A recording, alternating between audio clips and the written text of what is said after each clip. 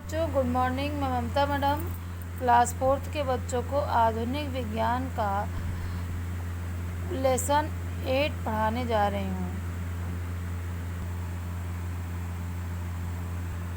Hello बच्चों, आज मैं आपको भोजन पकाने संबंधी कुछ नियम के बारे में बताऊंगी। Some rules for cooking food.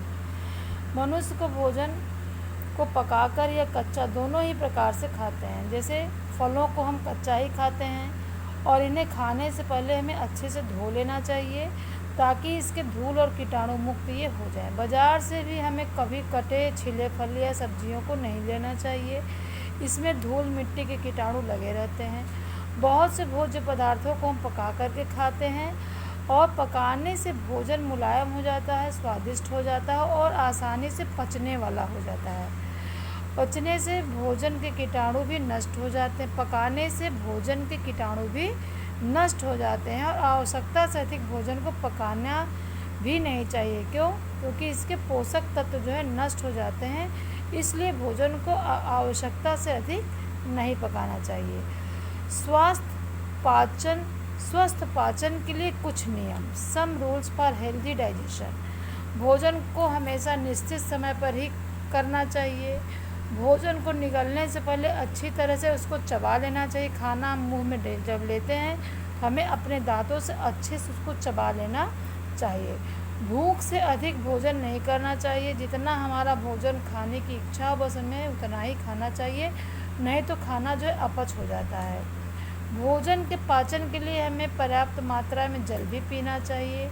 भोजन करने से के पहले और बाद में मुंह और दांतों को अच्छी तरह से धो लेना चाहिए और सदैव हमें संतुलित भोजन ही करना चाहिए।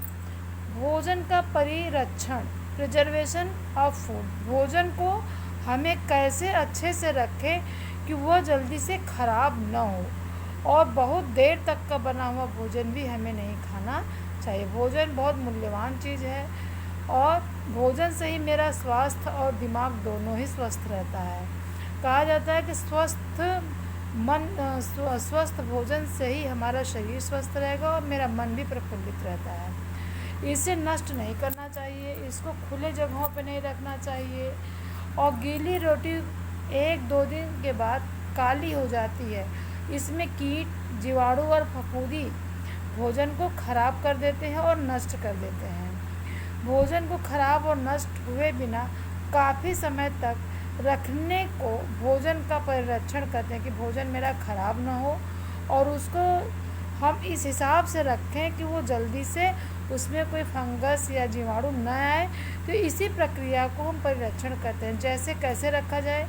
उबाल करके उसको जल से दूर करना, नमक लगाना व चीनी का गाढ़ा शरबत मिलाना, फ्रिज में रखने के बाद डिब्बा बंद भोजन परिरक्षण के कुछ उपाय हैं। तो भोजन को परिरक्षित के कुछ सामान्य विधियां दी गई हैं, जैसे निम्न ताप पर भंडारण होना चाहिए, वायु रोधी डिब्बे में हमें भंडारण करना चाहिए, चीनी की चाशनी में रखना चाहिए और नमक द्वारा भी हम भोजन को सुरक्षित कर सकते हैं। उबाल करके भी हम सुरक्षित कर सकते हैं और इसको पाश्चुरीकरण करके भी हम सुरक्षित रख सकते हैं। पाश्चुरीकरण का सिद्धांत किसने दिया था? लुईस पाश्चर ने दिया था बच्चों।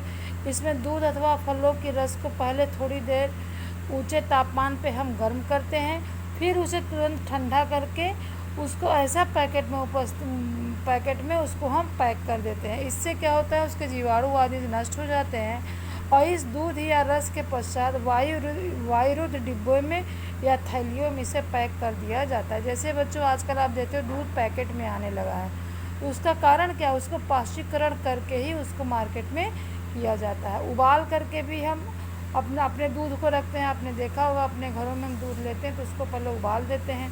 खाना को भी हम खराब होने से बचा लेते हैं, उसके जीवाणु मर जाते हैं। तो इस तरह से हम खाने को सुरक्षित रख सकते हैं। थैंक यू बच्चों, आज आपका ये